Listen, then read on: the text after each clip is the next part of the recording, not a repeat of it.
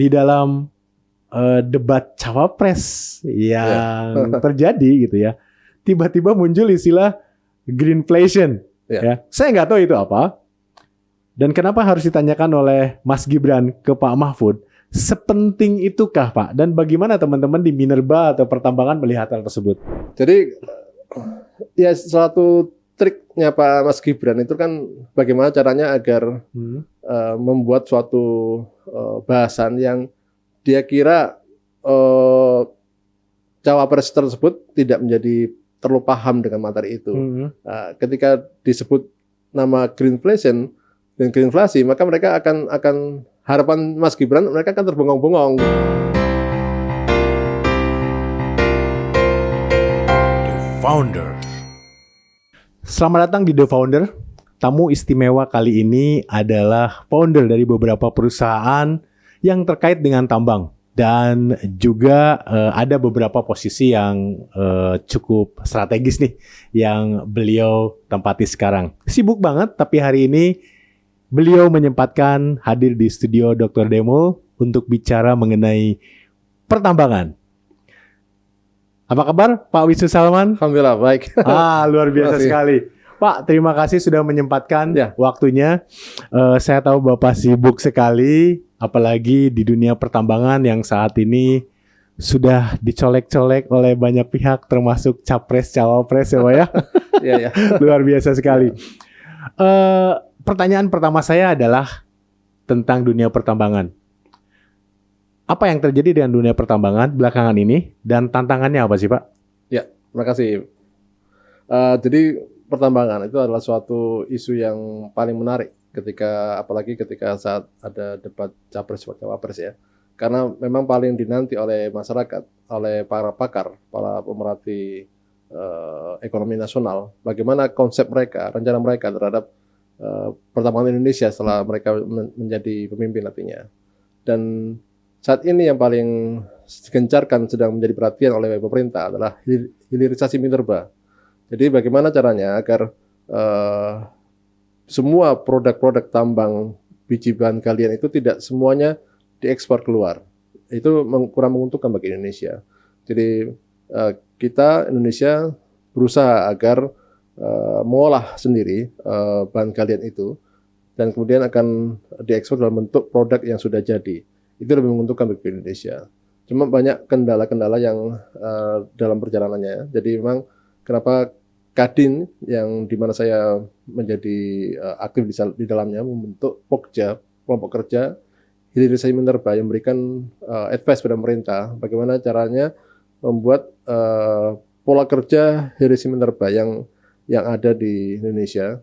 Jadi jangan sampai semangat hilirisasi itu pokoknya hilirisasi, tapi nggak tahu bagaimana harusnya gitu. Karena ternyata banyak ketika larangan ekspor boksit misalkan ya, tapi ternyata banyak smelter yang belum siap. Jadi pengusaha itu bingung ketika mereka sudah produksi boksit, tapi mereka nggak bisa buang keluar, tapi tidak bisa juga menjual di smelter Indonesia karena smelternya terbatas. Nah, jadi mereka mengalami kerugian cukup besar. Atau nikel misalkan. Nikel sebaliknya. Nikel malah mereka kebanjiran smelter, banyak smelter. Produksinya juga digenjot habis-habisan.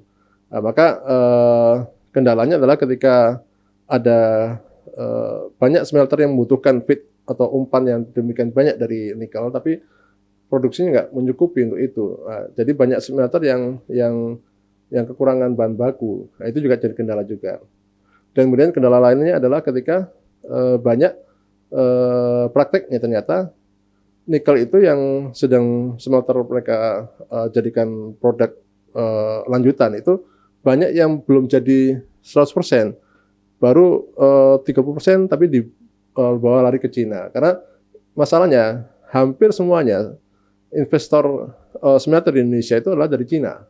Dan baru 30% produk olahannya itu dibawa ke Cina. Jadi yang menikmati 100%-nya produk olahannya itu Cina nantinya yang menikmatinya. Itulah satu kritik dari para pakar ekonomi menghindari gimana caranya agar investor tidak harus dari Cina semuanya. Atau kemudian harus ada kepastian bahwa produk baru bisa dibawa keluar itu kalau sudah 100%.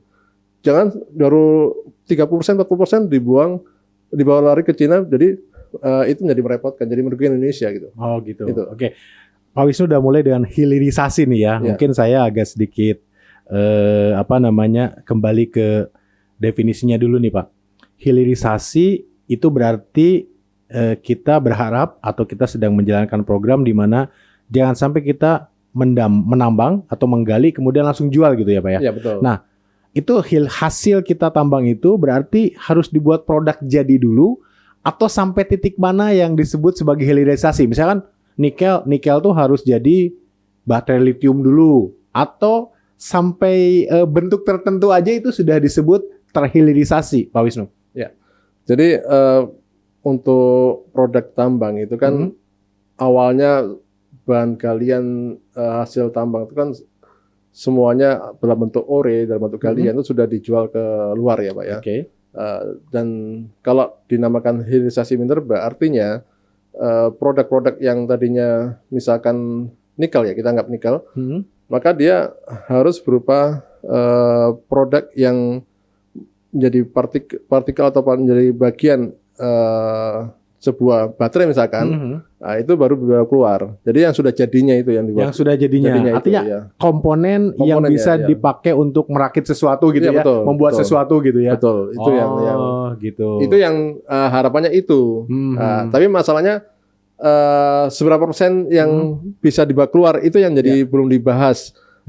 Ada yang 30%, 40% sudah dibawa keluar. Padahal itu sebenarnya belum masuk kategori sudah terhilirisasi ya. Ya, itu yang jadi masalahnya. Untuk setiap jenis tambang minerba ini sudah jelas ya Pak ya. 100%-nya itu adalah bentuknya apa nih hasil tambang itu setelah kita hilirisasi?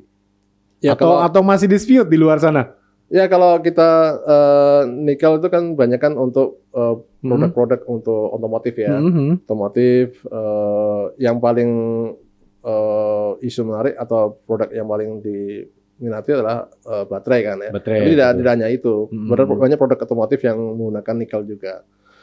Makanya kemudian untuk tembaga juga demikian, kobalt juga demikian. Bagian komponen dari baterai, kobalt, tembaga.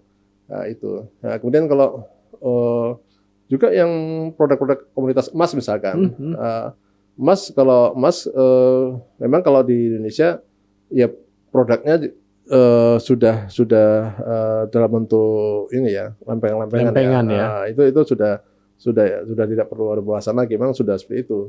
Nah, tapi yang memang seperti pasir silika ini kan bahan galian industri, bahan galian yang suatu komponen untuk pembuatan kaca. Nah, itu juga saat ini ada bahasan untuk tidak boleh diekspor nantinya. Nah, itu juga jadi satu bahasan yang menarik juga. Ketika kapan suatu produk bahan galian itu untuk siap untuk dilarang ekspor, pada saat kapan belum siap itu. Yang menjadi bahasan adalah apakah sudah ada smelter yang siap untuk mengelola itu. Kalau memang belum ada, maka sebaiknya jangan ada larangan ekspor. Gitu. Oke. Kadin, Bapak kan ada Kadin juga ya sebagai Wakil Ketua Komisi Tetap Minerba. Oke. Kita bicara Kadin berarti itu jembatan antara pengusaha dan pemerintah juga ya? Atau berbagai stakeholder lah gitu ya di sana. Pak, boleh jujur nggak sih Pak? Sebenarnya pengusaha tambang itu terganggu nggak sih? Oke lah hilirisasi untuk bangsa dan negara. Kita lebih bernilai lagi apa yang kita tambang kalau kita jual sebagai produk jadi atau 100% sebagai produk yang siap ekspor gitu. Tapi kan mereka nambang ya. Secepatnya bisa dikirim ya dikirim. Smelter tuh siapa yang bangun? Kalau pabrik tambang juga berarti ada biaya. Kalau dari pengusaha tambang boleh di-spill nggak Pak nih? Kira-kira mereka tuh gimana sih? Ya, kalau kami pengusaha tambang itu memang lebih suka menerima yang cepat. Yang terus terang ya cepat tuh ketika menjual bahan galian itu langsung dijual, itu cepat.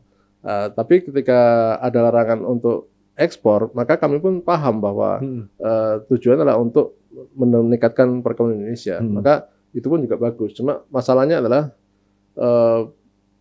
biaya investasi smelter itu sangat besar sekali, miliaran rupiah. Dan sehingga hampir semua bisnis smelter itu selalu melibatkan investor luar. Hmm. Dan yang paling siap dan paling mudah diajak kerjasama oleh investor dari Cina. Karena mereka lebih murah. Oke. Lebih murah, dan mereka, kenapa murah? Karena mereka menyiapkan paket tenaga kerja dari mereka. Jadi hampir semua investor Cina itu membuat syarat paket tenaga kerja yang harus dari mereka. Karena mereka memang terlalu banyak SDM di Cina. Penduduk terbesar di dunia adalah Cina. Dan mereka memang terlatih sekali SDM-nya. Sehingga dia ketika ada kerjaan-kerjaan tambang di smelter, mereka siap. Dan memang mereka terampil sekali. Dan ketika mereka juga waktu tinggal, waktu kerja, masa kerjanya lebih lama dibandingkan orang Indonesia. Itu menguntungkan buat mereka juga. Nah, jadi membuat pengusaha Indonesia jadi agak kesulitan ketika mereka tidak 100% bisa mengelola smelternya, karena memang ada pihak luar dari Cina yang ikut masuk juga. Nah, kendalanya juga adalah ketika ternyata banyak smelter itu sudah membawa keluar produknya sebelum 100%. Itu jadi kendala juga. Nah, jadi ya tentunya hanya pengusaha-pengusaha besar saja yang mempunyai smelter, Pak ya. Dan itu buat pengusaha kecil yang usaha menengah itu agak kesulitan. Makanya kebijakan untuk Indonesia Minerba itu sebenarnya lebih menguntungkan usaha-usaha besar aja menurut saya. Nah, itu yang harus diperhatikan pemerintah. Nah, mungkin akhirnya perusahaan-perusahaan kecil yang mempunyai izin tambang itu lebih sifatnya mengesup, nyuplai ke smelter-smelter yang perusahaan besar tadi ya. Besar tadi. Akhirnya seperti itu akhirnya. Oke. Jadi intinya pengusaha memang ya kita tambang lebih enak sih kalau langsung jual ya. Cuman kan kita tahu itu kepentingan nasional. Ya bayangkan gitu, Bapak, kita pengusaha menengah tadi kan bisa dapat dolar dari luar langsung kan ya. Tapi dia sekarang hanya bisa nyuplai ke smelter yang punya. Karena tadi ada aturan harus itu, iya harus diproduksi ya, dulu. Yang menikmati keuntungan Indonesia Minerba ya hanya perusahaan besar yang tadi itu. Perusahaan besar, apalagi mereka punya bargaining position tinggi. Ya, itu. Jadi itu dilemanya di sana ya Pak ya. Ya. Pak tadi bicara mengenai yang siap untuk bangun smelter, mudah untuk diajak kerjasama dan mungkin murah. Itu tadi perusahaan-perusahaan Cina ya Pak ya? Iya. Terus mereka itu mempaketkan tenaga kerjanya apa karena memang mereka tidak percaya dengan tenaga Indonesia atau tadi yang Pak Wisnu sampaikan? Banyak sekali penduduknya gitu ya, mereka menyiapkan semua itu sehingga mereka harus memastikan bahwa sebanyak mungkin nih rakyat mereka gitu ya bisa bekerja tidak hanya di Cina tapi di luar negeri. Itu yang mana sebetulnya? Mereka tidak percaya lokal atau memang karena terlalu membludaknya tenaga kerja mereka sehingga banyak isu ya terjadi atau kita tahu gerombolan pekerja-pekerja dari Cina masuk ke Indonesia. Gimana Pak Wisnu? Pertama memang satu, warga mereka sangat banyak sekali, penduduk mereka satu. Dan kedua, dan kedisiplinan mereka sangat tinggi. Kedisiplinan tinggi dan keterampilan juga cukup baik. Ketiga, masa kerja mereka lama. Karena mereka kan pulang itu 3 bulan sekali, pulang ke Cina. Dan banyak di antara mereka yang mempunyai istri orang Indonesia akhirnya. Oh gitu. Iya. Stay di sini lama banget. Dan entahlah apakah itu mereka nikah benar-benar atau mungkin mereka hanya nikah kontrak, saya nggak tahu juga. Tapi yang saya tahu ada yang nikah benar-benar juga ada. 3 itu ya. Kemudian keempat, mereka itu untuk masalah militan mereka bagus. Cuma masalahnya adalah kendala komunikasi yang kurang bagus antara pekerja Cina dan non Cina itu. Dan satu hal lagi, mereka investor Cina biasanya membuat satu paketan. Jadi saya mau investasi di Indonesia tapi dengan syarat pekerja dari saya. Cuma tidak semuanya dari mereka. Mereka sekitar 50% dari mereka. Dan itu suatu paket yang saya lihat pemerintah nggak masalah sepertinya, karena walaupun itu memang tidak jadi berita yang di blow up, tapi faktanya kalau kita ke Sulteng, ke Palu ya, atau daerah Morowali, Konawe itu banyak sekali pesawat yang mayoritas kalau kita naik pesawat ke Palu itu banyak kan orang-orang Cina yang naik, ya karena mereka adalah orang tenaga kerja yang memang dikirim ke Morowali, ke Palu. ke Konawe gitu ya. Seperti itu. Dan itu bagian dari kesepakatan antara perusahaan Ya, tambang kesepakatan. Indonesia dan mereka ya. Dan Kesepakatan. harusnya pemerintah juga tahu dong Pak ya. Iya. Dan nggak mungkin ilegal kan? Dimasukin legal kan legal, seperti itu. dan- Cuman karena tadi dipaketkan ya, oleh pengusaha-pengusaha smelter Cina, jadi ya mau nggak mau ya, jadi banyak Ya. gitu ya Pak. ya, dan memang di negara dunia ini yang investor yang paling mudah dan cepat dananya ya Cina. Dibandingkan India misalkan atau Iya, dari iya, luar negeri, dari Eropa. Memang ada beberapa investor di luar, tapi sepertinya pemerintah lebih tertarik dengan apa yang Cina lakukan. Cepat juga sih masalahnya mereka itu. Cepat juga ya. Ya, Tadi mereka mempaketkan tenaga kerjanya menggunakan tenaga kerja asal Cina. Tapi dalam jangka panjang itu mereka mau nggak sih seperti gini, alih teknologi, transfer knowledge dengan tenaga lokal, atau itu udah bagian paket, harus orang-orang kuncinya mereka, sehingga mungkin tidak semuanya mau ditransfer teknologikan. Menurut Pak Wisnu gimana? ya. Untuk smelter yang di Indonesia itu pimpinannya pasti orang Indonesia, Pak. Jadi suatu teman saya juga menjadi pimpinan sebuah smelter yang ada di Konawe. Jadi memang transfer teknologi itu terjadi dilakukan oleh mereka. Cuma untuk tenaga kerjanya memang mayoritas dari mereka yang kerja. Lebih pada bukan kerahasiaan dari teknologinya, lebih pada militansi kerjanya, kemudian juga murah tenaga kerjanya. Dibandingkan Indonesia kan lebih mahal menurut mereka. Dan kalau mereka kan dari sisi waktu mereka dapat jam kerja lebih banyak, ya, karena mereka tidak pulang-pulang kan. Kedua juga mereka lebih militan kerjanya, ya karena mereka datang dari jauh untuk kerja dibandingkan orang yang mungkin di situ untuk kerja kan berbeda situasinya. Nah, jadi itu sudah keuntungan buat merekanya. Jadi bukan sesuatu yang disembunyikan teknologinya, tidak. Menurut saya karena memang mereka cukup terbuka dan tidak. Di Indonesia pun juga misalkan mau 100% dikelola oleh Indonesia pun bisa. Cuma masalahnya kan uangnya kan nggak ada. Itu masalahnya. Benar. Jadi bukan kita mendatangkan orang Cina ke sini karena memang mereka ahlinya, tapi memang mereka yang punya uang. Mereka yang punya uang. Iya, begitu. Iya, dan tadi disampaikan bahwa tenaga kerja mereka lebih murah ya Pak ya? Iya. Untuk level yang sama sebetulnya yang ada isu-isu bahwa berita ya, saya lihat beberapa berita ya sejak beberapa tahun yang lalu nih bahwa untuk posisi yang sama mereka gajinya lebih tinggi karena sama-sama satu negara dengan pengusaha atau investornya. Berarti itu nggak benar dong ya Pak ya? Cuman karena jam kerjanya lebih banyak aja kali atau gimana Pak Wisnu? Ya kalau untuk tenaga ahlinya mereka banyak mengirimkan tenaga ahli. Ya, itu memang besar gaji mereka. Cuma memang kalau dinilai dibandingkan dengan tenaga kerja Indonesia, tetap saja masih lebih murah mereka sebenarnya. Sesama ahli misalkan sama-sama dari perguruan tinggi top dunia, pengalaman udah puluhan tahun dan keahlian sudah terlatih, itu masih mahalan Indonesia. Cuma memang mereka karena mereka tuh terlihat mencolok dan juga mungkin ada beberapa posisi yang mereka tuh cukup tinggi itu dipegang oleh mereka. Jadi terlihat mencolok sekali gitu. Itu aja sih. Oke. Minerba atau tambang itu kan anugerah ya dari Tuhan, termasuk Indonesia banyak sekali potensi tambangnya. Tapi sebuah keniscayaan lama-lama makin berkurang ya Pak ya. Akan habis, setuju nggak Pak Wisnu ya? Gitu ya. Saya bukan ahli tambang nih, saya mengkonfirmasi. Saat ini banyak isu atau beredar banyak sekali tekanan untuk menyelamatkan bumi. Kita harus mulai masuk ke green economy gitu ya. Semuanya ke listrik dan lain-lain nih.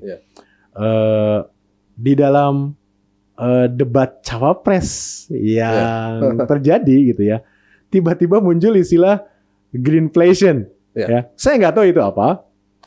Dan kenapa harus ditanyakan oleh Mas Gibran ke Pak Mahfud? Sepenting itukah Pak? Dan bagaimana teman-teman di Minerba atau pertambangan melihat hal tersebut, Pak Wisnu? Kalau saya melihat bahwa sebenarnya ini kan waktu itu memang temanya tema pertambangan, Pak. Tambang, betul. Nah, itu satu.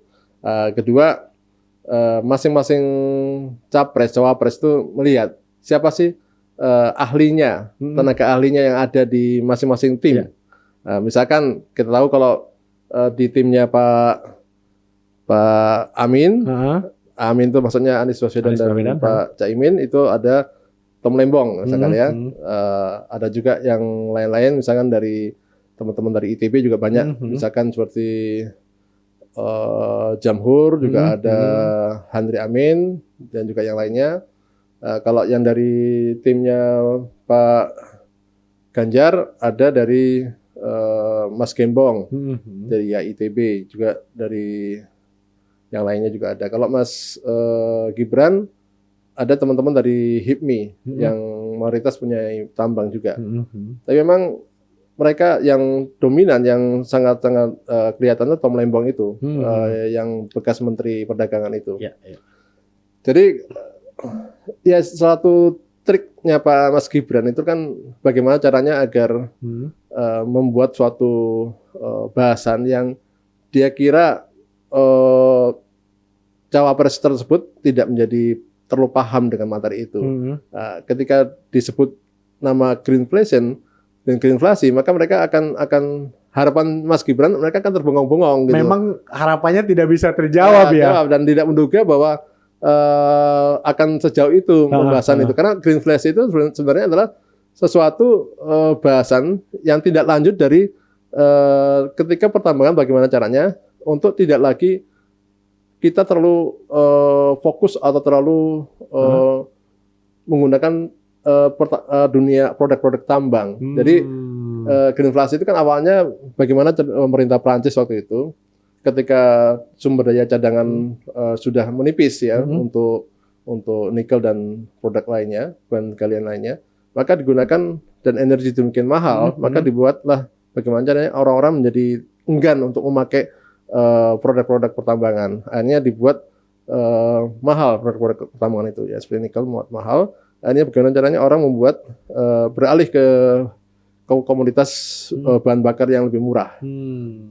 Tapi ternyata tidak diiringi dengan kebijakan-kebijakan yang lainnya, sehingga semuanya menjadi mahal. Harga bahan pokok mahal semuanya. Jadi ada gerakan dari masyarakat Prancis waktu itu untuk menolak kebijakan harga mahal untuk produk-produk bahan bakar yang masih memakai bahan bakar yang tidak ramah energi, tidak ramah lingkungan itu.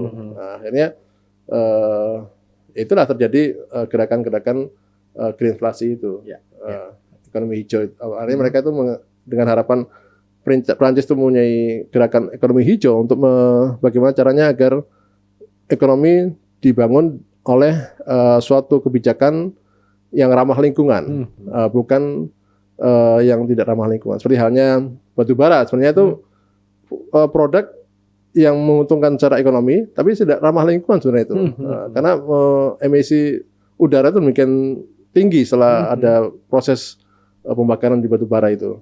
Makanya batu bara itu kedepannya akan makin berkurang dan akan dihindari nantinya. Nah, itu makanya si Mas Gibran itu menggunakan isu greenflasi dengan harapan kandidat yang lain tidak bisa menjawab apa yang ditanyakan itu. Dan dia juga menyebut nama LFP, lithium ferrofosfat.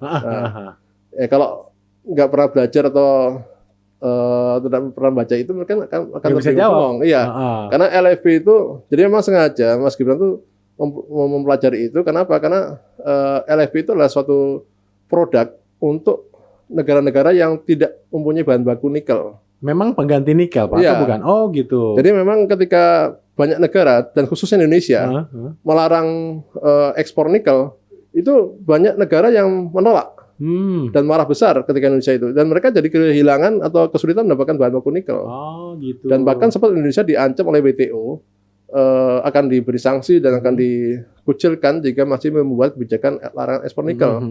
Nah, akhirnya karena Indonesia tidak takut, tidak gentar waktu itu, akhirnya mereka makin mengaktifkan teknologi LFP itu, lithium ferrofosfat itu, sehingga dan banyak produk seperti Wuling, BYD dan juga bahkan VW saya tahu itu juga menggunakan Tesla menggunakan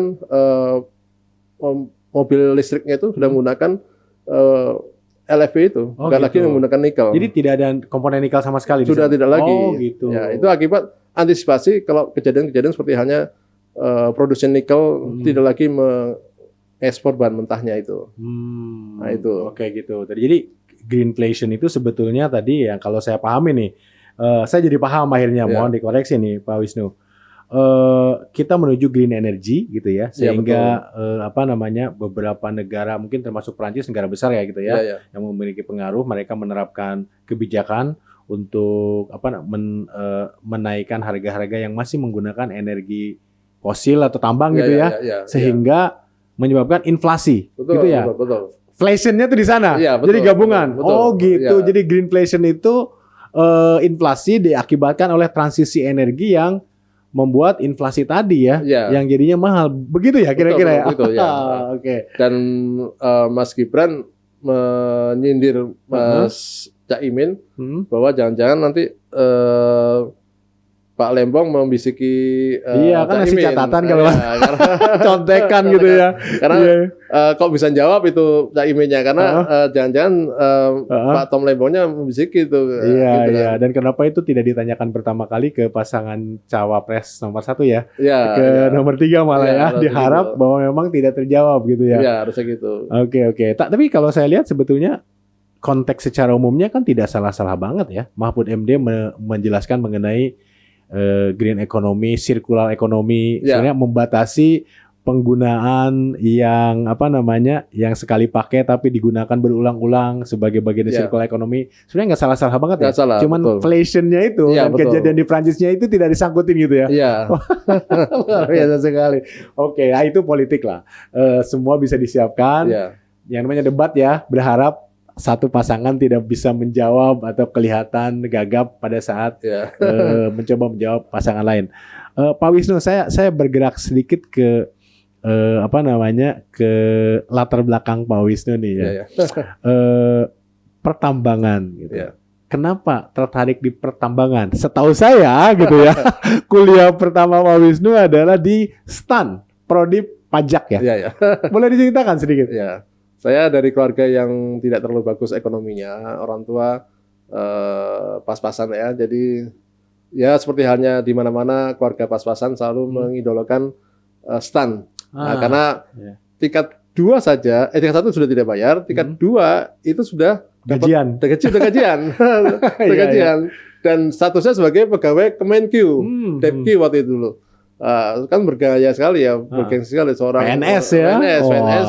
PNS-nya Kemenkyu kan. Jadi itu sudah suatu favoritnya para anak muda waktu itu. Kalau sekarang sih nggak seperti sekarang dulu ya. Kemudian tingkat 3 kita sudah jadi PNS total dan ketika lulus itu langsung ditempatkan di seluruh Indonesia untuk yang berprestasi di Jawa. Tapi yang kurang-kurang pas-pasan ya lempar-lempar ya. Jadi waktu itu saya terus terang dari sejak SMA saya pengen masuk ITB. Cuma kebetulan kok nggak tercapai waktu itu terimanya di Farmasi Unpad waktu itu Pajajaran. Nah, akhirnya sama-sama PTN, Pak. Iya betul. Tapi saya mohon maaf saya ini idealis anak muda waktu itu tidak melihat masa depan kalau bukan di ITB. Oh gitu ya. Menarik sekali. Saya ITB karena bagi saya itu adalah impian tertinggi untuk teknologi ya. Teknologi harus di situ. Beda kalau yang lain ya. Kalau lain misalkan di ilmu sosial di UI gitu ya. Jadi ketika di STAN itu saya kuliah 1 tahun dan ketika saya diterima di ITB tahun berikutnya baru saya memutuskan keluar. Jadi tidak masalah bagi saya 1 tahun seperti terbuang percuma, tapi tidak sebenarnya karena dari 1 tahun saya di STAN itu saya mempunyai banyak relasi teman-teman yang sampai hari ini pun alhamdulillah masih bisa terhubung ya. Berarti sebenarnya Pak Wisnu nggak sampai selesai di sana. Keburu diterima di ITB. Ya, dan satu hal juga selain saya punya banyak relasi teman-teman di sana dan selalu saya bisa menuliskan CV saya di CV saya itu STAN. Gitu. Itu salah satu poin lebih juga karena orang tahu STAN itu susah sekali maksudnya. Susah sekali, ya, Pak. Makanya kalau misalkan CV STAN, wah itu berarti orang hebat itu. Iya. Gitu. Keren. Nah, itu Mas, pertimbangannya itu. Oh gitu. Jadi tadi dari STAN belum selesai gitu ya, kemudian keburu diterima ke ITB, di ITB ya, dan itu waktu itu menurut Pak Wisnu ini, wah itu kayaknya nggak ada masa depan kalau bukan di ITB ya. Iya. Ya, tapi hubungannya dengan kimia apa ya? Kok buku yang diterbitkan itu adalah Kimia. terkait dengan kimia? Itu ada itu passion kah gitu ya? Atau gimana? Saya kan suka kimia dari SMA ya. Oh, suka kimia, Ketika- pelajaran kimia gitu ya, maksudnya. kimia. Oke. Ketika saya mau masuk perguruan tinggi, maka saya milih jurusan-jurusan yang ada kimia-kimianya. Nah, saya milih kimia murni, ada teknik kimia, ada teknik pertambangan, teknik perminyakan. Nah, dari semua jurusan itu, saya mikir kalau kimia murni susah uangnya, artinya susah kerjanya, dikit uangnya lah gitu. Iya, iya, iya. Karena peneliti itu ya susah ya hidupnya itu. Dan kedua pas-pasan maksudnya. Kalau teknik kimia susah masuknya karena banyak orang pintar yang masuk situ, yang berebut situ. Persaingan satu kursi direbutkan oleh banyak orang. Nah, kemudian kalau tadi perminyakan, saya harus kerja di minyak di luas pantai, tapi nggak suka saya. Saya pertambangan. Pertambangan. Itulah kenapa saya masuk pertambangan di situ awalnya. Iya, Dan ketika waktu mahasiswa, saya itu seperti hanya di mana-mana anak ITB, malah melintang di dunia bimbel ya. Bimbel. Oke. Orang-orang pintar ngajarin yang mau pintar gitu. Itu bimbel. Trik-trik masuk ITB lah gitu. Saya ngajarin banyak anak-anak mahasiswa, anak-anak SMA supaya gimana caranya rumus cepat. Saya paling suka itu ngajarin rumus cepat yang mereka mengerjakan soal cukup 1 menit, 1,5 menit. Itu kesukaan saya waktu itu. Dan ketika itu bagi saya seorang guru itu harus punya prestasi. Prestasi adalah sebuah buku. Kalau guru tapi nggak punya buku, bagi saya agak kurang lah gitu ya. Jadi saya harus punya buku. Maka saya ketika itu ada kesempatan tulis buku kimia pelajaran, maka saya ambil. Waktu itu penerbitnya Regina Bogor. Saya nulis buku kimia kelas 1, 2, dan 3 SMA. Oh, itu satu set SMA semua di buku saya nulis buku, tentang kimia gitu, kimia, Pak? iya. Oh gitu. Nah, kimia kemudian itu kan berarti karena kesempatan bisa mengajar dan menulis saja ya Pak ya? Iya. Tapi sebenarnya mainnya adalah di pertambangan tadi. Ya, pertambangan. Setelah lulus pernah kerja di perusahaan tambang atau apa? Ya, ini memang sekali lagi nggak tahu ya, memang jalan hidup saya mungkin berbeda dan ketika saya lulus dari ITB itu saya tidak langsung kerja di pertambangan, saya kerja di dompet duafa. Dompet duafa malah. Dan mungkin orang bilang ITB akan sukses, dinamakan sukses kalau misalkan dia sukses bukan di bidangnya. Saya makanya kerja di dunia filantropi dan dalam waktu saya cukup 4 tahun saya kerja di dompet duafa, saya langsung menduduki posisi direktur di situ. Oh gitu. Dan direktur tahun ke-4 sampai tahun ke-10. Jadi 6 tahun saya jadi direktur di situ. Kemudian setelah itu saya merasa tantangan saya sudah berkurang. Saya ingin membuat tantangan yang lain. Makanya saya mencoba untuk bisnis. Bisnis saya pertama di bidang transportasi jatuh. Akhirnya ketika jatuh itulah saya menemukan saya ingin kembali lagi ke dunia di mana saya belajar di ITB, yaitu pertambangan. Dan di pertambangan saya sempat pernah menjadi KTT, Kepala Teknik Tambang, Wakil Kepala Teknik Tambang dan Project Manager di situ di tambang-tambang galian C di Jawa Barat dan sekitarnya. Baru setelah itu saya berpikir bahwa saya harus menjadi seorang yang independen, seorang yang pengusaha. Maka saya memilih konsultan pertambangan dan lingkungan sebagai pilihan hidup saya. Jadi itu perusahaan yang pertama pertama di bidang pertambangan itu di bidang jasa konsultan pertambangan atau apa? Kalau yang saya kerja itu sebagai di bidang operation. Oh, kalau kerja ya, kalau bikin bisnisnya di bidang konsultan pertambangan. Konsultan pertambangan itu yang PT Geo Mining Berkah. Betul. Oh, gitu. Karena bisnis konsultan itu bisnis yang minim resiko. Minim resiko daripada tambangnya ya. Oh, gitu. Jadi alhamdulillah dalam waktu cepat saya ketika dalam keadaan tidak punya apa-apa dan keadaan yang ketika jatuh tuh saya tidak punya apa-apa dan setelah itu saya bisa membalikkan dengan keadaan ini dengan izin Allah sampai saat ini gitu ya. Dan ketika saya sudah memiliki banyak rezeki dan ya walaupun tidak terlalu banyak juga, tapi saya ingin membuat suatu lembaga sosial, itu Salman Aman Foundation. Oh, itu yayasan yang Eh, dibangun sendiri oleh ya, Pak Wisnu ya? CSR-nya dari GMB itu Oh, oke. dilarikan ke lembaga saya. Oh, udah CSR udah besar banget berarti. Ya. Pak, boleh cerita sedikit nggak mengenai GMB ya? Ya. GMB ini. Apa sih jasa konsultansi yang diberikan atau yang ditawarkan nih? Terus apakah customer-nya ini perusahaan-perusahaan besar saja gitu ya? Atau bahkan perusahaan tambang yang sedang merintis, seperti apa Pak? Boleh disampaikan? Jadi kami di GMB, Gemini Berkah itu perusahaan yang didirikan tahun 2018 ya. Itu nangani perusahaan-perusahaan tidak hanya yang besar saja. Karena prinsip saya juga harus bisa banyak menolong orang lain. Banyak perusahaan-perusahaan kecil yang baru merintis, bahkan ada perusahaan yang dia belum punya uang, dia baru ada uang sedikit, minta tolong dibuatkan izinnya, saya bantu prosesnya. Karena bagi saya, ketika saya bisa membantu seorang untuk berusaha untuk jadi besar, maka pasti Allah mudahkan saya membantu atau mempercepat usaha saya di jalan yang lain. Ya, itu keyakinan saya. Dan alhamdulillah sekarang ini cukup besar perusahaan saya dan ada 40-an orang karyawan yang terlibat di dalamnya. Dan saya cukup bangga dengan izin Allah bisa menghidupi orang sedemikian banyak dan bisa membantu, terutama ya membantu Indonesia dibangun oleh pertambangan yang legal. Yang legal gitu ya. Banyak perusahaan atau pelaku-pelaku tambang yang melakukan tambangnya dengan cara ilegal. Karena satu, mereka kesulitan biaya pengurusan izinnya. Karena kalau pengurusan izin tambang untuk bahan galian C atau bahan galian batuan itu minimal harus ada uang 600 juta rupiah, 650 juta rupiah. Itu untuk izinnya. Izinnya saja? Ya. Oh, gitu. Kalau untuk yang itu yang pakai non AMDAL ya. Kalau yang pakai AMDAL bisa sampai 900 juta rupiah. Lebih mahal lagi ya. Gitu.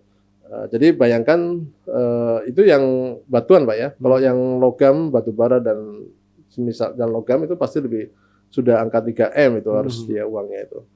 Jadi bayangkan kalau perusahaan-perusahaan atau orang-orang yang ingin usaha tapi tidak punya uang sebesar itu. Nah, makanya saya akan bantu sampai tahap di mana mereka bisa berusaha gitu ya. Karena ada juga jalan-jalan keluar bagi mereka untuk usaha tidak dengan jalan izin tambang yang IOP tapi dengan cara IPR, izin pertambangan rakyat. Gitu. Izin pertambangan rakyat itu lebih murah. Cukup 100 juta saja orang sudah bisa usaha tambang. Tapi syaratnya dia harus di dalam WPR, wilayah pertambangan rakyat. Nah, WPR itu bisa diusulkan oleh pemerintah untuk dibuatkan nantinya. Kalau memang ternyata di dalam area itu banyak mengandung komoditas mineral atau logam. Ya. Jadi tadi perusahaan Pak Wisnu ini banyak membantu perusahaan-perusahaan tambang yang baru mulai gitu ya, yang belum punya uang untuk perizinan karena ternyata tidak murah juga ya Pak ya. Dan itu juga sebetulnya kalau saya lihat nih dari orang luar nih melihatnya bahwa itu bisa menarik atau solusi bagi mereka yang tadi ingin beroperasi dengan legal gitu ya. Tapi belum punya uang, ternyata ini loh gitu ya bisa gitu ya. Namun saya berpikir ini GMB ini perusahaan amal atau apa. Sebelum saya tahu ternyata prinsip bisnis dari Pak Wisnu ini adalah ya saya bantu di area ini, mungkin dibukakan rezeki di yang lain ya Pak ya. Itu luar biasa sekali. Itu kan juga sempat disinggung juga oleh Cak Imin ya kemarin. Di Indonesia ini banyak yang tambang ilegal, tambang legal saja itu belum buat Indonesia menjadi kaya. Apalagi yang ilegal demikian banyak, yang legal saja merusak lingkungannya juga dibandingkan keuntungannya lebih besar, dampak lingkungannya lebih rusak dibandingkan keuntungan yang didapatkan. Jadi ya ada masalah sebetulnya ya di pertambangan Indonesia, terutama dari perizinan, dan ini perlu perusahaan-perusahaan seperti ini ya Pak ya. Betul. Ini boleh kita masukin nanti websitenya atau apanya di deskripsi boleh, ya, supaya nanti. Oh iya, boleh. Ternyata mahal. Jadi perizinan itu mungkin bisa dilakukan diurus semua orang, tapi tadi biayanya memang tidak murah ya Pak ya. Betul, betul. Soalnya kalau saya kadang ada customer perusahaan tambang atau oil and gas lah di sekitar itu, izin kita sebagai vendor juga ternyata tidak mudah gitu ya, harus Iya, ada A, B, C dan sebagainya. Iya. Boleh saya tahu Pak kira-kira serumit apa sih gitu ya perusahaan tambang nih yang mungkin ada orang-orang yang punya uang ingin bisnis tambang, apa sih step pertama yang mereka lakukan? Masa sih pada saat eksplorasi aja sudah banyak perizinan belum menghasilkan uang kan Pak ya? Iya, Nah betul. apalagi nanti pada saat eksploitasi gitu Iya. ya. Ada yang singkat nggak Pak? Kira-kira kalau saya ini punya uang, banyak investor mungkin atau business owner nih yang ingin memulai usaha tambang, apa sih perizinan yang harus disiapkan? Ada berapa gitu kan? Ngurusnya kemana? Kemudian kalau misalkan ternyata rumit, pantesan banyak artis atau yang punya uang cuma nitip aja bisnis apa? Bisnis batu bara. Itu terkenal banget kan di kalangan Iya, artis. iya. Uangnya ditaruh di ya tambang batu bara gitu ya. Berharap menunggu uangnya beranak gitu ya atau bisnis batu baranya oke, termasuk mungkin banyak yang cuan kemarin pada saat ada harga batu bara melambung karena Iya. Ukraina Rusia ya Pak ya. Nah boleh disampaikan Pak seberapa rumit sih apa yang harus dilakukan? Saya ini punya uang misalkan mau bisnis tambang, perizinannya itu seperti apa sih? Boleh disampaikan Pak? Kalau untuk ngurus izin pertambangan itu, maka ada 3 tahapan, Pak. 3 tahapan. Pertama, kita harus dapat izin untuk wilayahnya, namanya wilayah izin usaha pertambangan. WIUP. Setelah dapat WIUP-nya baru melari ke IUP eksplorasi. Yang dengan IUP eksplorasi itu kita bisa mulai untuk kerja untuk mengetahui sumber daya dan cadangannya. Nah, banyak sih cadangan sumber daya yang ada di dalam bumi itu. Dan setelah itu kita mulai membuat dokumen-dokumen kajian-kajiannya. Seberapa banyak, apakah seberapa menguntungkan, seberapa menguntungkan kajian deposit mineral itu, apakah nanti ada hitung-hitungannya Pak. Mohon maaf, minum Pak, boleh Pak? Nggak apa-apa, santai aja Pak, silakan. Iya.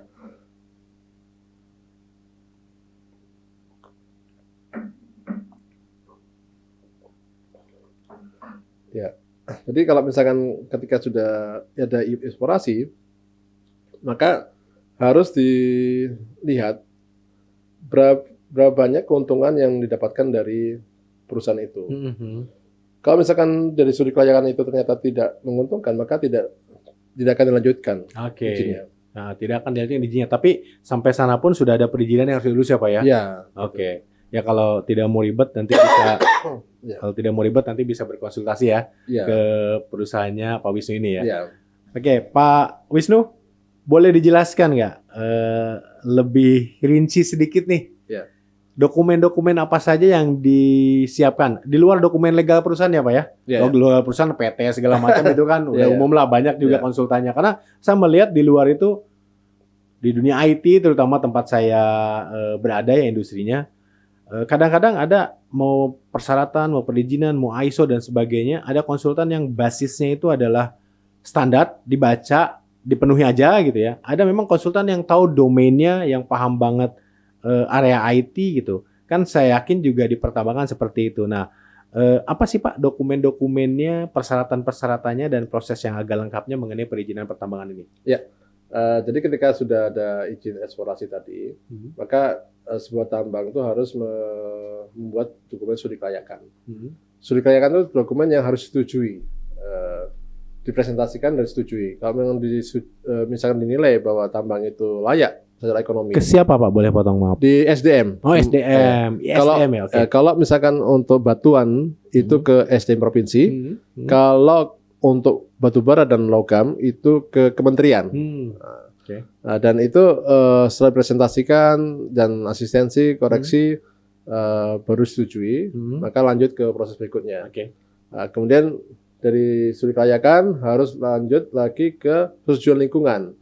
Persetujuan lingkungan itu kalau ke batuan itu ke Dinas Lingkungan Hidup Provinsi, kalau untuk mineral logam dan batubara itu ke Kementerian LHK, Lingkungan Hidup dan Kehutanan. Nah, dan Kalau untuk komoditas yang di bawah 500.000 ton per tahun itu harus UKLPL. Tapi kalau setelah di atasnya 500.000 ton itu harus AMDAL. Nah, maka kalau bisa kebayang kalau AMDAL biaya lebih besar dan juga waktunya lebih panjang. Biasanya waktu dibutuhkan itu 8 bulan untuk dapat persetujuan lingkungannya. Nah, kemudian harus ada dokumen juga reklamasi. Reklamasi karena apa? Karena sebuah tambang itu harus bisa menjelaskan bagaimana pola rencana reklamasi mereka untuk ditambang yang setelah mereka gali. Nah, apakah dikembalikan ke rona awalnya, misalkan tadinya berupa sawah, dikembalikan ke sawah lagi, atau bisa saja untuk pariwisata, misalkan untuk kolam atau untuk danau untuk ada wisata air ya. Nah, karena tadi mungkin sudah tidak subur lagi gitu ya. Sudah jadi berubah kubangan-kubangan. Jadi boleh itu ya, Pak. Ada pilihan seperti itu bisa. ya. Kalau memang ternyata tata ruang kotanya daerah itu membolehkan daerah itu untuk wisata laut, wisata air maksudnya, ya boleh saja. Atau bisa jadi itu untuk pemukiman, perumahan. Iya. Asalkan tata ruangnya memenuhi tata ruangnya, Pak. Iya.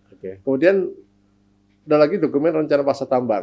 Nah, setelah tambang itu selesai, maka apa yang akan dialokasikan untuk area itu? Ya tadi hampir sama dengan rencana reklamasi itu. Dan perusahaan harus memberikan jaminan reklamasi. Ya. Jaminan reklamasi itu untuk memastikan bahwa perusahaan misalkan sudah selesai, maka harus menggunakan uang itu untuk mereklamasi lahan yang sudah ditambang. Kalau misalkan ternyata mereka tidak tanggung jawab, maka dana yang sudah didepositokan oleh mereka akan digunakan oleh pemerintah untuk mereklamasi lahan tersebut. Oh, berarti harus ada deposit seperti itu ya? Jaminan. Jaminan ya. Jadi takutnya mereka tidak tanggung jawab. Lari gitu. Jadi nilai depositonya itu ada dari perhitungan-perhitungan yang dicantumkan dalam dokumen reklamasi itu. Nah, itu. Dan juga ada dokumen RKAB, rencana kerja anggaran biaya.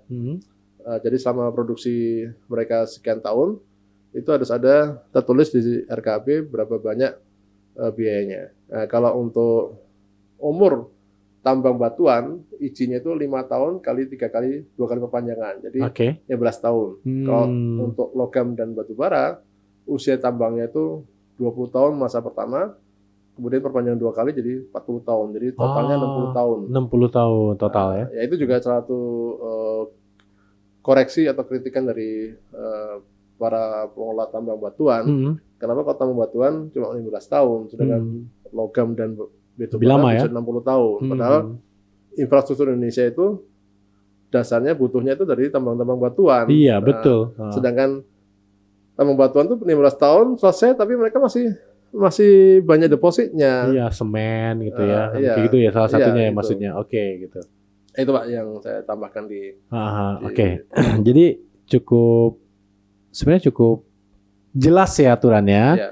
Tapi kadang-kadang ya tadi karena orang mungkin tidak tahu secara sedetail itu, atau tadi waktu tunggunya lama, atau tadi tidak punya uang, ya udah gali aja dulu, betul.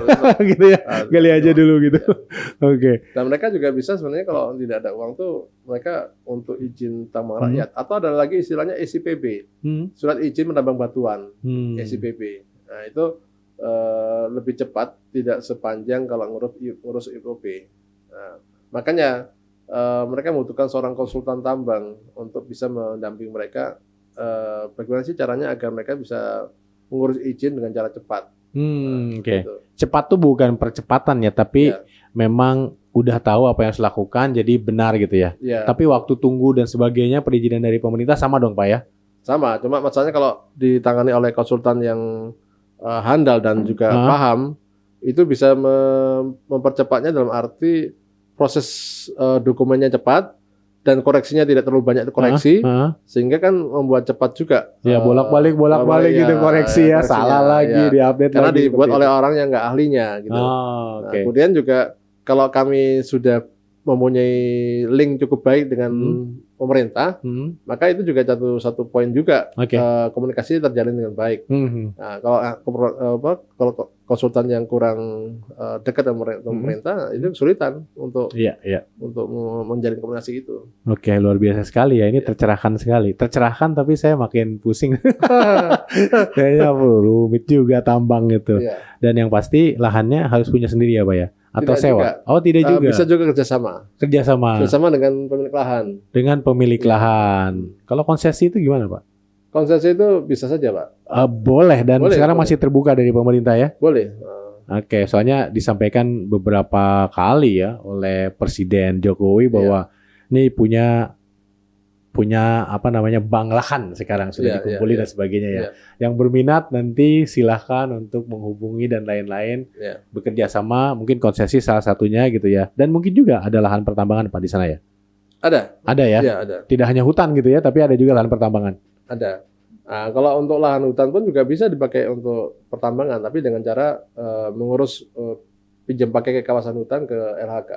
Untuk tahu di dalam hutan itu ada yang bisa ditambang gimana caranya Pak? Ya caranya mereka bisa apa ya? Apa Pak?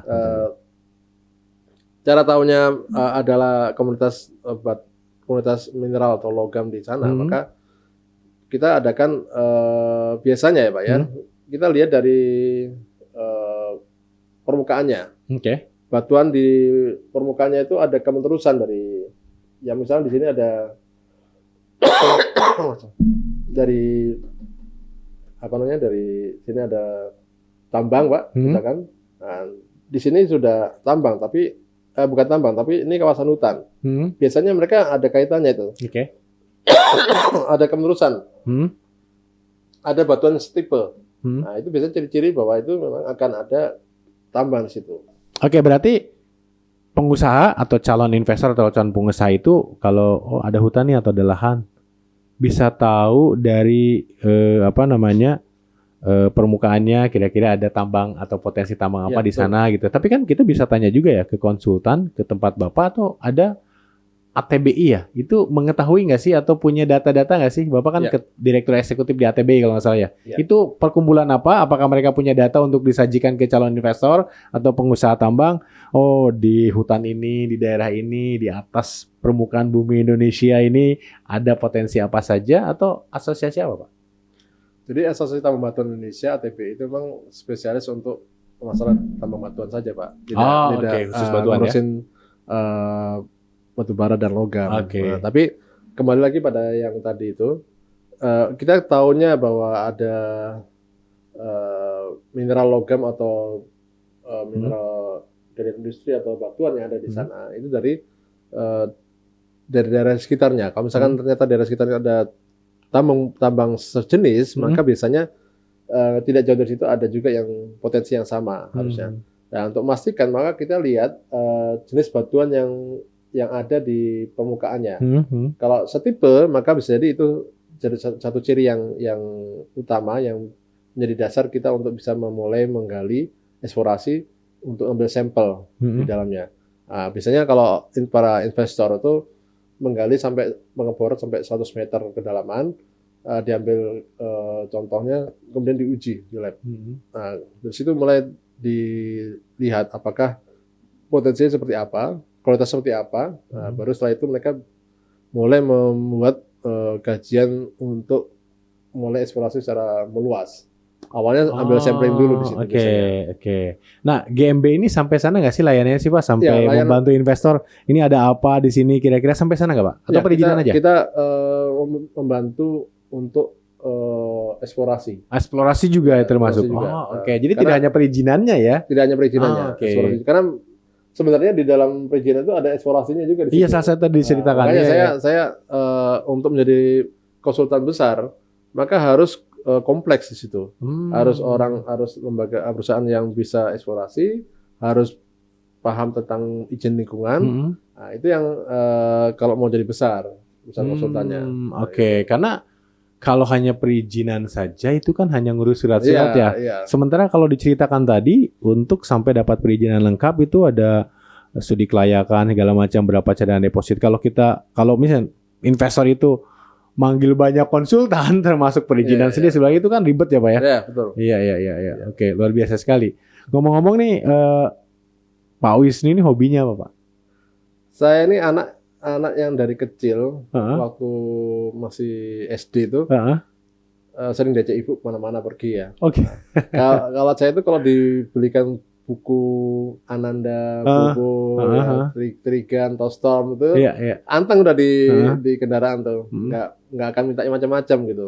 Nah, dari kecil emang seneng baca saya itu. Nah, sampai sekarang pun juga seneng baca, seneng belajar, Oke. nggak jarang apa ya nonton TV pun juga jarang saya, Oh hampir nggak gitu. pernah saya. Oke, oke. Paling untuk acara-acara berita saja yang saya suka lihat. Heeh, heeh. Sambil itu pun juga sambil nemenin saya kerja dan belajar gitu. Iya, iya. Enggak, karena saya juga masih masih sampai sekarang pun masih terus ngejar karir untuk belajar.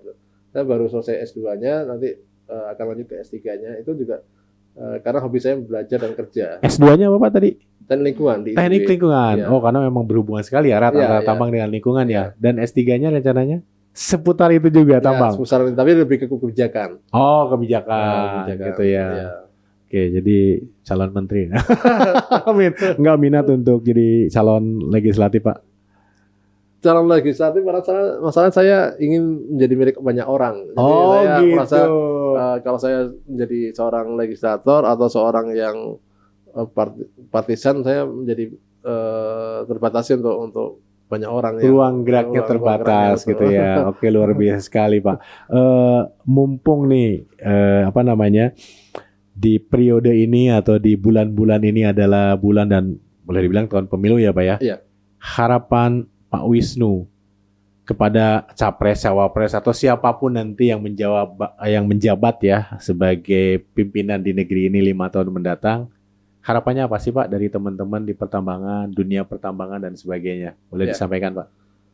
Harapan saya untuk pemimpin yang terpilih nanti adalah bagaimana tambang ini membuat keberkahan dalam kebijakan-kebijakannya, lebih berpihak pada pengusaha tambang khususnya, karena kalau pengusaha tambang terjamin kepastian usahanya dan juga masa depannya, maka otomatis bahwa semua gerbong yang dibawa oleh pengusaha itu akan terjamin juga.